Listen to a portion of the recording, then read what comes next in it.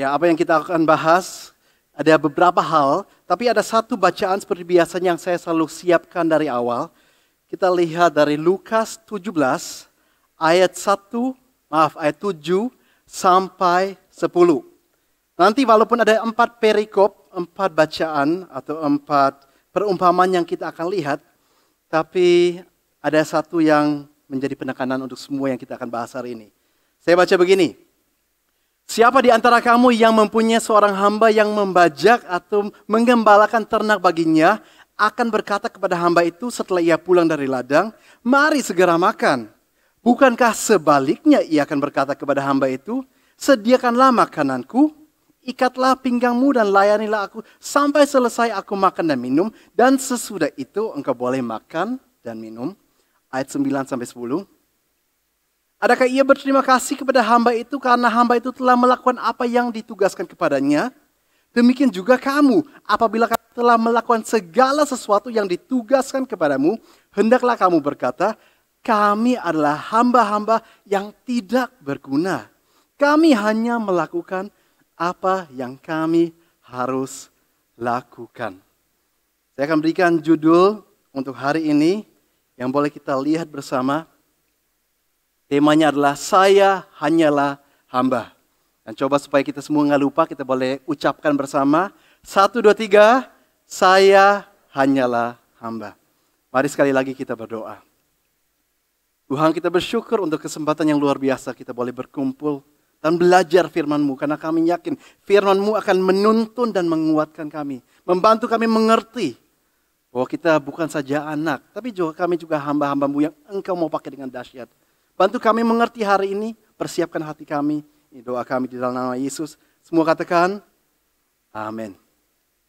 Anda tahu bahwa sejak puluhan tahun lalu, di mana-mana sudah diciptakan yang namanya elevator.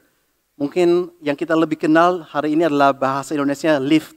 Elevator dan lift itu adalah hal yang sama. Tadi contohnya Anda masuk ke gedung ini, kemungkinan besar Anda bisa nyampe ke lantai 4 karena Anda masuk sebuah kota kecil namanya lift atau elevator. Anda masuk tinggal pencet tombol, langsung Anda bisa naik ke lantai 4. Memang ada juga cara-cara lain, Anda bisa naik eskalator, yaitu tangga dan seterusnya. Tapi lebih cepat biasanya caranya elevator atau lift. Nah, puluhan tahun yang lalu satu fenomena yang terjadi di mana-mana, terutama di apartemen rumah, bahwa banyak orang itu mengeluh dan memberikan keluhan tersebut bahwa masuk elevator, masuk lift itu kelamaan. Dari masuk sampai ke lantai sekian atau turunnya juga kelamaan. Jadi akhirnya orang-orang kumpul berunding. Apa yang kita bisa buat supaya orang-orang lebih puas. Supaya orang-orang gak marah. Supaya orang-orang gak komplain atau ngeluh lagi. Tentunya salah satu solusi yang mereka pikirkan adalah di dalam lift tersebut kita harus ganti mesinnya. Mesin yang lebih kuat supaya naik turunnya lebih cepat. Kalau naik turun lebih cepat orang pasti gak ngomel. Itu salah satu solusi. Tapi akhirnya ditemukan solusi yang jauh lebih murah, yang lebih gampang. Mau Anda tebak solusinya apa? Sehingga orang-orang sudah tidak ngeluh lagi, orang tidak komplain lagi. Akhirnya dibuat satu cara dan itu akhirnya diterapkan di seluruh dunia. Elevator atau lift itu, kiri kanan belakangnya dipasang kaca cermin. Sehingga orang masuk ke dalam elevator, mau ke lantai berapapun gak kerasa lamanya. Karena kenapa? Karena orang itu senang ngaca. Mau melihat dirinya, mungkin lihat rambutnya kurang rapi, bajunya kurang rapi. Memang kaca itu sangat berguna. Cermin sangat berguna untuk kita mempersiapkan diri lebih baik. Tapi alangkah baiknya, kita bercermin bukan cuma untuk kehidupan jasmani. Tapi kehidupan rohani juga. Makanya bolak-balik dalam Alkitab dikatakan bagaimana firman Tuhan ini itu adalah seperti cermin. Untuk Anda dan saya kita melihat apakah hidup kita ini sudah sesuai dengan yang Tuhan mau atau belum. Dan hari ini kita mau melihat 4 perumpamaan yang Yesus berikan dari Lukas 15 sampai 17. Itu bersinambungan untuk kita bercermin apakah hidup kita sudah sesuai dengan yang Tuhan mau, kira-kira iya atau belum. Kita langsung mulai aja dengan yang pertama. Perumpamaan pertama, perikopnya atau judul perumpamannya di Alkitab Anda adalah perumpamaan tentang anak yang hilang. Ayatnya cukup panjang, Lukas 15 ayat 11 sampai 32. Jadi ada 22 ayat, jadi kita nggak perlu baca bersama. Saya jelaskan aja secara singkat apa yang kira-kira terjadi di sana. Dan saya tahu keempat perikop yang akan saya angkat hari ini, Anda pasti akan mengatakan, oh saya sudah hafal perikopnya, saya sudah pernah dengar, bahkan sudah tahu. Tapi percayalah bahwa firman Tuhan sangat kaya, ada selalu hal-hal yang baru yang kita bisa temukan. Coba semua yang setuju katakan haleluya. Coba katakan dengan lebih semangat, katakan haleluya. Oke, jadi perumpamaan ini apa yang terjadi? Ada seorang ayah punya dua anak. Anak yang lebih tua, lebih kecil. Ada yang sulung, ada yang bungsu. Si bungsu datang kepada ayahnya mengatakan, Papa, saya mau pergi, tolong berikan saya warisan saya. Saya mau keluar dari rumah. Yang pertama yang harus kita tahu, sebenarnya itu satu hal yang kurang ajar. Meminta warisan padahal ayahnya masih hidup, satu hal yang seharusnya nggak boleh. Tapi itu yang dia minta. Dan ayahnya melakukan, dia membagi hartanya dan memberikan kepada si bungsu apa yang menjadi warisan si bungsu. Si bungsu pergi ke negara yang jauh. Dan dikatakan dia hidup di sana berfoya-foya, berpesta pora, menghamburkan uangnya. Dia habiskan untuk berpesta pora, untuk pelacur dan seterusnya. Pokoknya semua kenikmatan dunia yang seharusnya nggak boleh, yang berdosa dia lakukan. Sampai satu saat uang semuanya habis. Uangnya habis, tambah lagi ada masa kelaparan yang terjadi. Sampai dia nggak bisa makan, dia cari pekerjaan, akhirnya dia bisa bekerja untuk dia memelihara beberapa babi. Dan satu-satunya makanan yang bisa dia temukan adalah, saya harus makan apa yang babi makan. Ampas ini saya harus ikut makan. Sampai satu saat dia sadar diri, dia pikir, betapa bodohnya saya. Di rumah papa saya, bahkan hamba-hamba hidupnya enak, berkelimpahan, dan saya makan aja nggak bisa. Dia mulai waras dan dikatakan saya harus kembali ke rumah bapak. Tapi pasti bapak nggak mau terima saya, jadi nggak apa-apa, saya nggak usah diterima sebagai anak. Cukup saya diterima saja sebagai seorang hamba. Dengan tekad itu dia berangkat, pulang ke rumah. Tapi ternyata ayahnya sudah melihat si bungsu dari jauh. Dikatakan dalam Alkitab, ayahnya lari mendapatkan anaknya, peluk anaknya, cium anaknya, memberikan dia sepatu, memberikan dia jubah yang terbaik, memberikan dia cincinnya, dan membuat sebuah pesta yang besar karena papanya senang anak yang hilang sudah pulang. Nah ini pun bisa menjadi mungkin firman Tuhan bagi beberapa dari kita. Mungkin ada yang selama ini merasa jauh dari Tuhan. Mungkin ada yang merasa seperti si bungsu, oh karena saya sudah jauh, saya ini nggak layak. Bapak nggak akan terima saya lagi. Akhirnya takut ke gereja. Pas berdoa pikir Tuhan nggak mau dengarkan doa kita. Sedangkan Yesus menunjukkan, enggak. Justru hati Bapa adalah, walaupun kamu jauh dan dia melihatmu dari jauh, kalau kamu datang kembali, dia akan lari mendapatkan kamu. Karena begitu besar hati Bapa bagi setiap anaknya. Jangan pernah ada satu orang pun di sini mikir, saya terlalu jauh sampai Tuhan itu nggak peduli dengan saya. Tuhan peduli. Jadi kalau ini mungkin Anda, ya mungkin ini firman untuk Anda. Tapi sayangnya, ada satu pesan yang lain di dalam perumpamaan ini yang seringkali dilupakan. Ada dua anak. Bukan cuma anak yang kecil yang bungsu. Ada juga anak yang besar, si kakak. Ternyata waktu kakak selesai bekerja, pulang dari ladang, dia melihat, kenapa ya di rumah papa ada pesta yang besar. Dia panggil salah satu hamba, dia tanya, kenapa sih ada pesta? Hambanya bilang, adikmu sudah pulang. Sekarang papamu sudah kasih dia cincin, baju, bikin pesta, dan sudah sembeli sapi dan seterusnya, semua yang terbaik. Dan si kakak mulai iri, si kakak mulai marah. Dan kita melihat satu ayat, Lukas 15 ayat 28 bagian A mengatakan, maka marahlah anak sulung itu dan ia tidak mau masuk. Gak mau ikut ke rumah bapak, gak mau kumpul sama adiknya. Dia lebih baik di luar aja. Sampai bapaknya harus keluar, ketemu kakaknya dan menjelaskan. Kenapa kamu marah?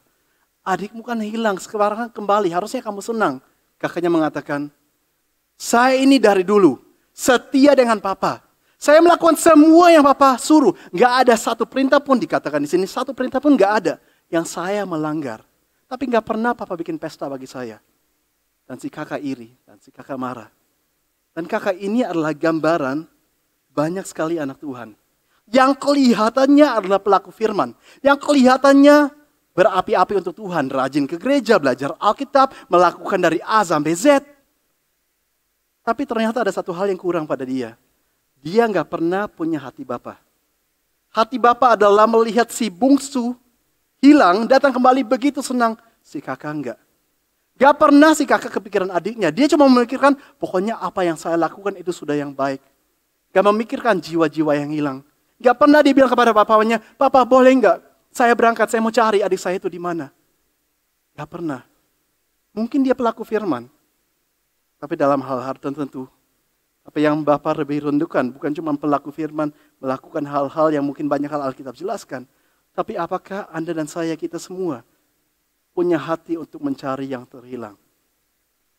Dan kalau kita baca Alkitab dan kita mengerti bagian ini bisa menjadi satu tamparan juga bagi kita semua. Jangan-jangan kita yang sering kali bangga, oh saya ini nggak seperti si bungsu yang hilang, saya hidupnya nggak ngawur kok. Jangan-jangan kita seperti kakak yang sudah merasa puas dengan apa yang kita sudah capai dalam pertumbuhan kita dengan Tuhan. Dan tidak memikirkan jiwa-jiwa yang hilang. Saya mau berikan kesaksian dari hidup saya, tapi saya mau ingatkan seperti yang Pastor Iwan juga sering mengatakan, kami yang di mimbar, kita nggak lebih baik dari Anda. Kita semua manusia yang penuh kekurangan. Jadi saya sampaikan kesaksian bukan untuk menggurui, bukan untuk mengatakan saya lebih baik, tapi siapa tahu ini bisa menjadi semangat bagi beberapa orang. Saya dalam hidup saya selalu punya sebuah misi. Sebuah misi untuk selamatkan orang. Paling nggak ada salah satu orang yang saya pikirkan, dan kalau dia selesai, ataupun kalau dia gagal, pasti ada orang lain yang saya langsung pikirkan. Saya di depan rumah saya persis, bagi Anda yang mungkin pernah ke rumah saya, Anda tahu, persis depan rumah saya, masih di lahan kita, ada pohon mangga yang sangat besar. Besarnya, mungkin dari tembok saya sana, sampai sini atau bahkan lebih. Jadi lebarnya mungkin dari ranting ke ranting mungkin 15 meter atau lebih ada. Tingginya juga lebih tinggi dari bawah sampai atap lebih tinggi lagi, 20 meter lebih. Sehingga sangat lebat, buahnya sangat banyak. Saking banyaknya sampai kita merasa, wah rumahnya sudah gak pernah kenal sinar matahari. Dan terlalu banyak daun yang jatuh, terlalu banyak buah yang jatuh. Bahkan seringkali kalau panen, saya sudah gak pernah mikirkan untuk petik satu-satu karena terlalu banyak buahnya. Tapi karena sudah terlalu lebat, kita pikir gak harus dipotong. Kalau gak pernah kena sinar matahari. Akhirnya dipotong dari pohon yang begitu besar menjadi pohon yang sekarang cukup kecil. Tapi dulu waktu masih besar dan buahnya masih banyak dan waktu panen, setiap kali panen saya simpan beberapa ember mangga supaya karena saya sudah punya sebuah ide, saya nanti mau bagikan ke semua tetangga-tetangga. Supaya saya peroleh kesempatan untuk kalau saya kasih ke tetangga, saya biar rumahnya, saya berdoa Tuhan kalau bisa nanti Tuhan berikan sebuah jembatan. Saya ada sebuah kesempatan untuk bisa ngobrol tentang mereka tentang Engkau. Karena gak mungkin kan saya cuma bel di rumahnya terus langsung saya cerita tentang Yesus. Tapi kalau saya bel di rumahnya, saya membawa sesuatu, terus kita ngobrol-ngobrol, mungkin ada kesempatan yang terbuka. Begitu pula kadang-kadang kalau saya tahu ada orang mau datang ke ibadah dan saya tahu dia belum sungguh-sungguh dengan Tuhan atau bahkan belum mengerti. Kadang-kadang saya sudah bilang ke teman-teman, nah nanti setelah ibadah jangan ganggu saya karena saya mau ngobrol dengan orang itu ya. Jangan ganggu saya supaya saya punya waktu, saya bisa jelaskan Injil kepada dia. Karena saya selalu semangat untuk kalau melihat ada orang-orang yang bisa mengenal Tuhan Yesus. Dan satu hal yang bisa menjadi poin introspeksi bagi kita semua. Coba kita melihat poin yang pertama. Nah karena ada 4 perumpamaan, bakal ada 4 poin. Jadi untuk setiap perumpamaan ada 1 poin introspeksi. Apakah kita memiliki hati Bapa? Boleh nggak supaya kita nggak lupa kita bacakan ini bersama. 1, 2, 3. Apakah kita memiliki hati Bapa? Menjadi seorang yang rajin gereja, yang baca Alkitab, yang melakukan banyak hal, itu baik, itu luar biasa. Tapi belum lengkap. Apakah hati Bapa juga ada pada kita? Kita lanjut dengan cepat. Langsung perikop yang berikut. Ada sebuah perumpamaan yang Yesus berikan mengenai perumpamaan tentang bendahara yang tidak jujur. Ini pun saya akan merangkum apa yang terjadi. Ada seorang bendahara dan memang dia nggak jujur. Sampai tuannya panggil, dan tuannya seorang yang kaya raya. Panggil bendaharanya mengatakan, karena kamu gak jujur, saya akan pecat kamu. Si bendahara pikir, ya gimana ya kalau saya dipecat? Saya ini bukan orang yang bisa kerja. Nanti saya gak bisa hidup. Jadi dia punya sebuah ide yang licik. Ide yang cerdik. Dia mulai panggil semua orang-orang yang pernah berhutang pada tuannya. Dia panggil mereka dan dikatakan, berapa hutangmu kepada Tuhan? Ada yang bilang, oh saya hutangnya 100 tempayan minyak. Terus si bendahara yang gak jujur ini mengatakan gak apa-apa. Coba kita hapus aja angka 100-nya, kita ubah dengan angka 50. Nanti kalau saya sudah gak ada, kamu cukup kembalikan 50 tempayan saja. Begitu pula dia panggil semua yang lain. Ditanya hutangmu berapa? Ada yang bilang, 100 ikat gandum dan seterusnya. Oke, dihapus aja jadi 80 dan seterusnya. Sampai semua orang yang berhutang senang sama orang ini karena hutang mereka menjadi lebih kecil. Dan waktu si tuan mendengar ternyata itu yang terjadi, malah hamba ini dipuji, bendahara ini dipuji. Kok bisa? Nah, coba kita baca sebuah ayat. Di Lukas 16 ini, ayat 8 dan 9. Dikatakan begini. Ayat 8 dan 9. Lalu tuan itu memuji bendahara yang tidak jujur itu karena ia telah bertindak dengan cerdik. Sebab anak-anak dunia ini lebih cerdik terhadap sesamanya daripada anak-anak terang. Ayat 9. Dan aku berkata kepadamu, ikatlah persahabatan dengan mempergunakan mamon yang tidak jujur, supaya jika mamon itu tidak dapat menolong lagi, kamu diterima dalam kemah abadi. Nah, ini satu perikop yang seringkali susah dimengerti. Kita bisa heran, kenapa ya? Tuan, dan Tuhan itu tentunya dalam perumpamaan adalah gambaran dari Tuhan, dari Bapa yang di surga. Kenapa dia bisa memuji hamba yang cerdik, yang licik, yang penuh kepalsuan ini? Tuannya mengatakan begini, kamu dengan, memang yang kamu lakukan itu salah, tapi kamu sudah memberikan yang terbaik untuk mempersiapkan masa depanmu. Dan sekarang gambaran yang diberikan adalah kita anak-anak Tuhan seharusnya lakukan hal yang sama. Kalau orang di dunia aja mengerti bahwa harus mempersiapkan masa depan, kalau mereka dengan cara yang licik, kita mempersiapkan masa depan kita yang kekal, yang abadi di surga. Jadi kalau dia gunakan harta dengan hal yang salah, kita gunakan harta untuk persiapkan kekekalan. Jadi kita sebenarnya lagi mengejar harta yang sesungguhnya. Kalau dia memang kejar harta yang palsu dan dia mungkin kejar masa depan cuma berapa puluh tahun selama dia masih hidup. Tapi seharusnya kita lakukan hal-hal di dunia ini. Menggunakan waktu dan tenaga dan keuangan dan semua yang Tuhan percayakan di hidup ini. Tuhan ingatkan, kumpulkan harta di surga. Itu maksudnya. Ada sebuah kutipan, sebuah quote. Seorang bernama C.T. Studd, Charles Thomas Studd. Dia sudah almarhum lebih dari 100 tahun. Tapi ada satu hal yang dia pernah mengatakan di seorang misionaris yang sangat luar biasa. Dan saya yakin kita semua setuju. Dia pernah mengatakan, only one life will soon be past. Only what's done for Christ will last. Mungkin kalau kita melihat di sini ada kata will, kita pikir, kok itu bahasa Inggris yang harusnya nggak ada. Memang nggak ada, ini adalah bahasa poetik. Sehingga kata it dan will bisa nyambung jadi satu. Jadi saya baca sekali lagi.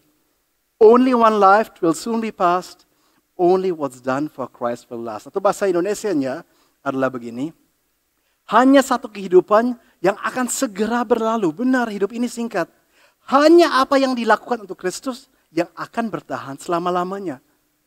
Emangnya kita bisa bawa uang kita ke surga nanti? Pakaian kita, rumah kita, mobil kita, dan seterusnya? Enggak. Konyol. Betapa bodohnya, nah ini inti perumpamannya. Betapa bodohnya orang cuma mempersiapkan masa depan berapa puluh tahun ke depan. Dan lupa bahwa masih menanti kekekalan yang selama-lamanya. Sehingga Yesus mengatakan, kumpulkan harta di surga. Di mana gak ada yang bisa mencuri atau merampok atau memakannya. Kita memang perlu uang untuk hidup, benar. Tapi uang itu gak boleh menjadi segala-galanya. Dan bahkan kalau uang sudah menjadi segala-galanya, di sana kita sudah berdosa dan harus bertobat. Karena kita sudah mulai melihat uang sebagai ilah, sebagai mamon. Kita sudah mulai seperti diikat, dirantai, diperhamba oleh uang. Jadi harusnya aplikasi dari apa yang Yesus sampaikan di sini seperti apa? Aplikasi yang kira-kira begini. Dalam kehidupan sehari-hari Anda dan saya, entah kita di rumah, di keluarga, di tempat kerja, atau dimanapun, kalau mau ambil keputusan, jangan hanya ambil keputusan berdasarkan pikir untung finansialnya. Tapi ambillah keputusan dengan mempertimbangkan, nomor satu, kira-kira yang mana kehendak Tuhan. Yang kedua, kira-kira yang mana sesuai firman Tuhan. Yang ketiga, kira-kira yang mana yang paling memuliakan Tuhan. Sekali lagi, ambil keputusan sehari-hari. Jangan cuma pikirkan aspek finansialnya. Tapi pikirkan, kira-kira yang mana sesuai kehendak Tuhan. Mana yang sesuai firman Tuhan. Mana yang paling memuliakan Tuhan.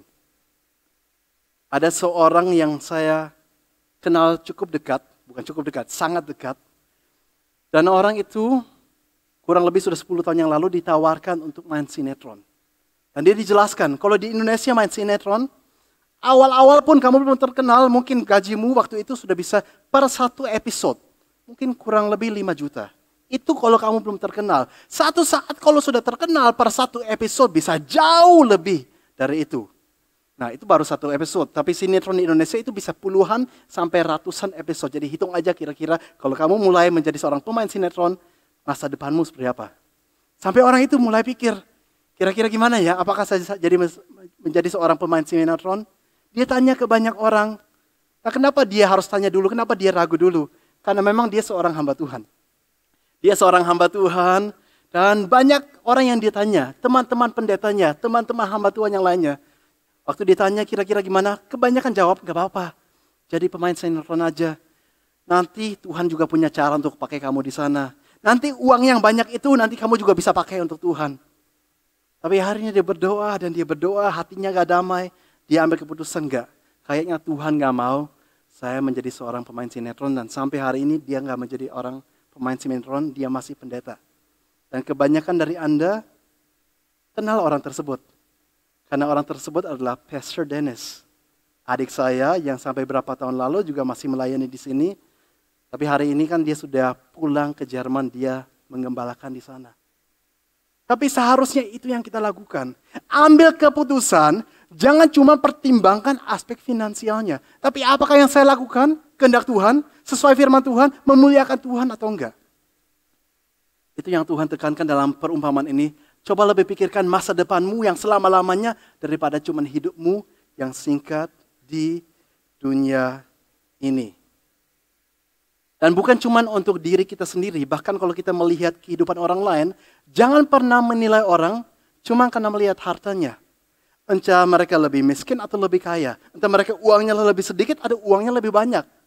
Mungkin ada orang yang uangnya lebih banyak, karena memang Tuhan mau pakai mereka di bidang itu. Mereka akan semakin memperlihatkan Tuhan dengan uang yang mereka punyai. Sedangkan ada orang lain yang mungkin uangnya jauh lebih sedikit. Jangan-jangan justru dia lebih setia kepada Tuhan daripada saya. Jangan-jangan Tuhan berikan dia kepada dia satu tugas yang memang berat, yang memang susah, yang memang hasil uangnya gak banyak. Tapi justru kan dia setia, itu yang dia alami. Dan siapa saya untuk menganggap dia rendah, menganggap saya lebih hebat.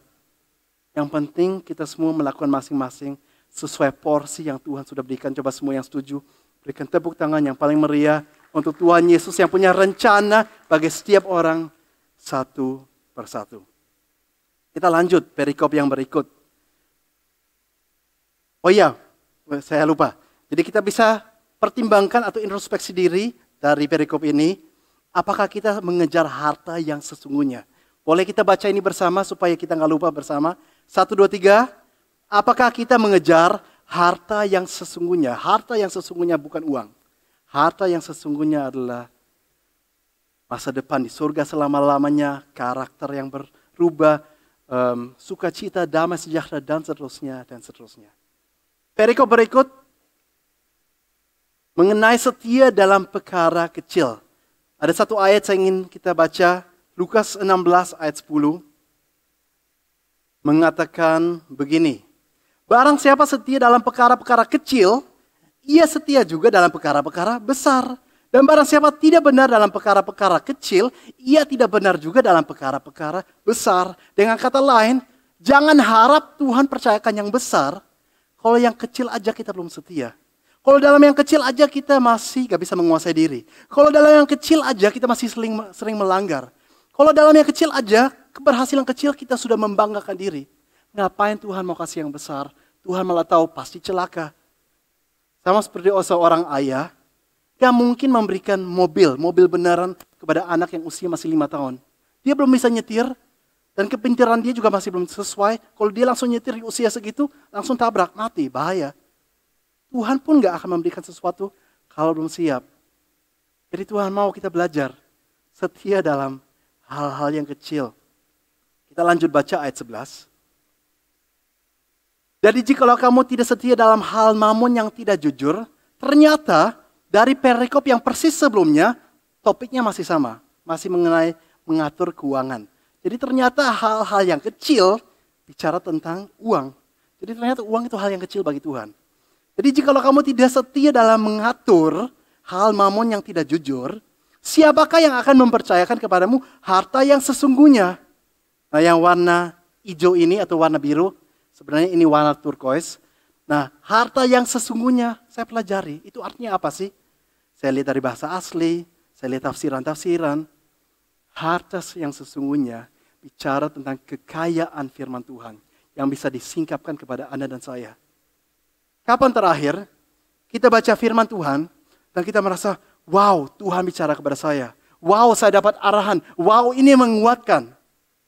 Bukan cuma pada saat kita dengar khotbah atau kita baca renungan. Itu bagus nggak? Ya bagus. Tapi itu bagus nomor 2. Bagus nomor 1 masih kalau kita dapat langsung dari Tuhan melalui firman Tuhan. Kapan terakhir kita alami itu? Itu harta yang sesungguhnya. Atau sukacita dan damai sejahtera yang melampaui akal. Ada pada hidup, ada masalah. Mungkin masalah kita melebihi orang lain, tapi kok hidup kita kelihatan lebih tenang? Karena ada sukacita, ada damai sejahtera yang gak masuk akal. Ada berkat-berkat rohani, ada harta-harta yang sesungguhnya yang Tuhan percayakan yang orang lain gak alami. Tapi yang saya alami karena saya setia dalam hal kecil dan karena saya dekat dengan Tuhan. Itu yang Tuhan tanyakan di sini. Jadi marilah kita belajar setia dalam perkara yang kecil. Poin perenungan untuk perikop yang ketiga ini adalah apakah kita setia dalam perkara-perkara kecil. Dan saya harap kita nggak cuma renungkan sekarang aja, pasti nanti juga lupa. Anda pulang, Anda catat semua poinnya, dan di rumah pun Anda renungkan kembali. Nah, kalau kita melihat, ternyata hidup saya belum sesuai firman. Ini kan cermin. Kita tahu apa yang harus kita perbaiki. Percayalah Tuhan gak murka, Tuhan gak marah. Justru hari ini ada kesempatan untuk kita bisa bertobat setiap hari. Coba semua yang setuju katakan amin. Oke, kita lanjut dengan cepat saja. Perikop yang terakhir untuk hari ini. Perumpamaan tentang tuan dan hamba. Saya gak perlu bacakan dari awal sampai akhir. Kalau Anda ingat, tadi di awal khotbah kita sudah membahas perikop yang ini. Atau saya sudah baca seluruhnya. Tapi saya ingin baca kembali khusus ayat yang ke-10 saja. Ayat 10 mengatakan begini. Demikian jugalah kamu, apabila kamu melakukan segala sesuatu yang ditugaskan kepadamu, hendaklah kamu berkata, kami adalah hamba-hamba yang tidak berguna. Kami hanya melakukan apa yang kami harus lakukan. Dan mungkin kita berpikir, kok Tuhan di sini seperti kejam, jahat. Saya sudah memberikan yang terbaik, saya melayani, saya lakukan segala hal. Dan Tuhan suruh saya melakukan, oh saya hamba yang gak berguna kok. Semua yang saya lakukan, cuma hal-hal yang diperintahkan. Kita harus mengerti memang kita adalah anak Tuhan. Kita adalah sahabat Tuhan, kita adalah mitra kerja Tuhan. Dan masih ada banyak hal yang lain yang diucapkan dalam firman Tuhan mengenai hubungan kita dengan Tuhan. Jangan pernah meragukan kasih Tuhan. Dia begitu mengasihi kita. Bahkan tadi kita ingat perikop yang pertama, perumpamaan yang pertama. Orang dari jauh aja mau ketemu dengan Tuhan. Tuhan sudah penuh gairah. Kangen dengan anaknya dan dia lari mendapatkan. Itu kasih Tuhan. Bahkan begitu besar kasih Bapa akan dunia ini. Dia mengutus anaknya. Yesus yang harus mati di kayu salib. Darahnya tercurah. Supaya Anda dan saya hari ini boleh selamat. Jadi jangan pernah meragukan kasih Tuhan. Tapi jangan juga, karena kita tahu kita ini sahabat Tuhan, karena kita tahu kita ini anak Tuhan, kita mulai mengentengkan Tuhan. Kita mulai gak menghargai Tuhan. Kita mulai gak taat dengan Tuhan. Kita mulai gak takut akan Tuhan. Kita mulai take God for granted. Kita mulai anggap Tuhan rendah. Jangan sampai seperti itu juga supaya, jadi ini diberikan supaya selain kita ingat kita anak, kita juga ingat dia tetap Tuhan. Yang layak dipuji, yang mau memerintahkan apapun terserah dia. Dan saya ini hamba yang juga harus belajar taat melakukan apa yang dia suruh. Kenapa ada banyak orang yang dipakai oleh Tuhan hanya begitu-begitu saja? Dipakai, tapi cuma dalam skala hal yang kecil. Karena mereka baru berhasil melakukan hal yang kecil untuk Tuhan. Mungkin mereka mulai rajin ke gereja, mulai mendoakan orang, mulai pelayanan. Mungkin bahkan pernah mulai tuntun orang kenal Tuhan Yesus dan mereka mulai sombong. Mereka mulai bangga. Mereka capai sesuatu dalam hidup ini dan mereka mulai merasa hebat. Sedangkan mereka itu nggak sadar. Ternyata itu semua cuma karena Tuhan yang sudah memberi, Tuhan yang sudah mampukan mereka. Di poin perenungan yang keempat untuk hari ini, apakah kita masih membanggakan hasil perbuatan kita? Coba kita baca bersama. 1, 2, 3. Apakah kita masih membanggakan hasil perbuatan kita? Apa yang mau kita banggakan? Semua yang pernah saya buat atau yang masih akan saya buat, itu juga karena Tuhan kok. Kalau ada seorang yang mungkin sangat berhasil, karena Tuhan juga yang memampukan dia, yang memberikan fungsi otak yang sesuai. Ada seorang yang kuat, ya karena Tuhan sudah ciptakan dia lahirnya kuat. Ada seorang yang mungkin ganteng, yang cantik, ya karena Tuhan juga yang berikan itu waktu mereka lahir. Apa yang mau dibanggakan? Seharusnya kita sadar, saya ada sampai hari ini, dan semua yang pernah saya capai, entah itu secara rohani maupun secara jasmani, bahkan mungkin saya berhasil dalam pekerjaan, ternyata semua semata-mata kasih karunia. Kalau ada yang saya mau banggakan, bukan diriku, hanya Tuhan yang bisa dibanggakan. Ada seorang hamba Tuhan yang dipakai Tuhan dengan luar biasa, tapi karena dia dipakai begitu rupa, ada sebuah kecenderungan untuk dia bisa meninggikan diri. Sehingga resikonya akhirnya Tuhan gak bisa pakai dia lagi. Karena dia bisa mulai jadi sombong. Orang itu ada di Perjanjian Baru. Itu seorang hamba Tuhan di Perjanjian Baru. Ada yang mau tebak itu siapa? Orang itu menulis sebagian besar dari Perjanjian Baru. Nah, apa sekarang ada yang bisa tebak orang itu siapa? Coba. Siapa? Paulus. Benar, orang itu Paulus. Coba bahkan kita baca apa yang Paulus tulis sendiri. 2 Korintus 12 ayat 7 sampai 10. Dikatakan, dan supaya aku jangan meninggikan diri karena pernyataan-pernyataan yang luar biasa itu, maka aku diberi suatu duri dalam dagingku, yaitu utusan iblis yang menggocok aku, supaya aku jangan meninggikan diri. Tentang hal itu sudah 3 kali aku berseru kepada Tuhan supaya utusan iblis itu mundur daripadaku. Tetapi jawab Tuhan kepadaku, cukuplah kasih karuniaku bagimu, sebab justru dalam kelemahanlah kuasaku menjadi sempurna. Sebab itu terlebih suka aku bermegah atas kelemahanku, supaya kuasa Kristus turun menaungi aku. Karena itu aku senang dan rela di dalam kelemahan, di dalam siksaan, di dalam kesukaran, di dalam penganiayaan dan dalam kesesakan. Oleh karena Kristus, sebab jika aku lemah, maka aku kuat. Ternyata kita kuat bukan pada saat kita kuat. Kita hebat bukan pada saat kita kuat. Tapi kita kuat kalau kita sadar kita ini lemah. Kita bakal kuat pada saat kita sadar saya nggak bisa apa-apa. Karena baru di sana Tuhan mau pakai kita. Kenapa ada banyak orang yang dipakai Tuhan cuman begitu aja? Karena mencapai hal yang kecil pun, mau itu secara rohani, mulai sombong, mulai lebih hebat daripada orang lain, mengucilkan orang lain. Kok dia masih segitu padahal saya sudah bisa begini. Dan dia gak sadar, dia bisa begini cuman kasih karunia Tuhan. Dia berhasil dalam pekerjaan, orang lain mungkin belum, mulai sombong. Sedangkan yang Tuhan mau adalah selama-lamanya kita selalu rendah hati. Dan kita harus sadar semuanya semata kasih karunia saja. Semua yang setuju berikan tepuk tangan yang paling meriah untuk Tuhan yang selalu menyertai dan memberikan kasih karunia. Jadi kalau saya bisa merangkum mengenai apa yang kita sudah belajar hari ini. Yang pertama, apakah kita memiliki hati Bapa? Seperti Bapa yang dari jauh melihat anak-anak yang hilang. Apakah kita juga mau peduli dengan anak-anaknya yang hilang? Yang kedua, apakah kita mengejar harta yang sesungguhnya? Bukan cuma uang, tapi ada harta yang lebih bernilai, yaitu kekekalan kita. Apakah kita mempersiapkan diri? Ketiga, apakah kita setia dalam perkara-perkara yang kecil? Kalau yang kecil aja kita setia, Tuhan mau percayakan yang lebih besar. Dan yang terakhir, apakah kita masih membanggakan hasil perbuatan kita? Ingat, gak ada satupun yang bisa dibanggakan. Semuanya kasih karunia saja. Mari kita berdoa. Tuhan, kita bersyukur untuk firman-Mu hari ini. Kami tahu kasih-Mu bagi kami semua begitu besar. Kami adalah anak-anak-Mu, kami adalah sahabat-Mu. Tapi bantu kami mengerti hari ini juga, bahwa Engkau mau kami menjadi hamba-Mu yang jadi terang, yang menjadi garam. Sehingga orang-orang di luar sana yang masih terhilang, mereka juga bisa berjumpa dengan Engkau. Jadikan kami alat yang selalu memuliakan nama Tuhan. Ini doa kami, di dalam nama Tuhan Yesus Kristus semua katakan, amin.